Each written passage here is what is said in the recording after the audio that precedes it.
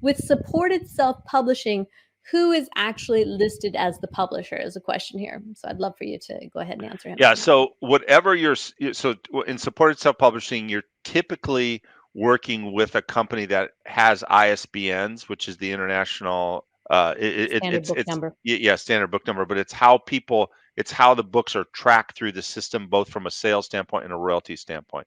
So when you work with them, but the key is some people get confused. Just because the publisher has the ISBN and they're listed as a publisher, you still own the content. I mean, Mm, Joellen made this point earlier, but most of the agreements, if it's a legit company, like if tomorrow in best case, let's say a traditional publisher you self-publish through a supported self-publishing company, a traditional publisher called and said, "Hey, I want your book."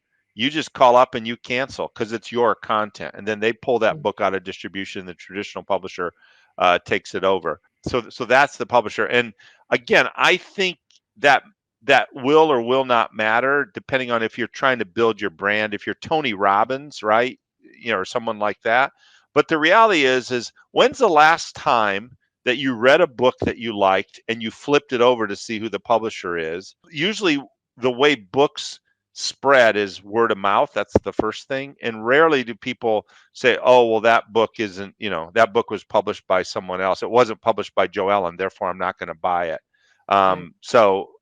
I think that's where hopefully that's clarifying, because I think that's where people get confused. Even if they're the publisher and it's their name on it, you still own the content. It just allows them to be able to track royalties to pay you royalties. Right. And I think, there are always different personalities involved in Yeah, these. There are some people who just say, here, take this, fix it, publish yeah, it, edit it, do right, whatever, write it, right, make it for me. right. And then there's those who are going to be really weary and the trust factor is Yeah, a different yeah, level. So read the contract, read the right. fine print, do that so that because we can't advise you individually on every single one, and this is a very general wide covering that we're talking about today, but read how it works. And there's plenty of research, and in today's world the internet will lead you to a lot of places and find out Yeah, a lot of information if you want to yeah. sit and go down that rabbit hole.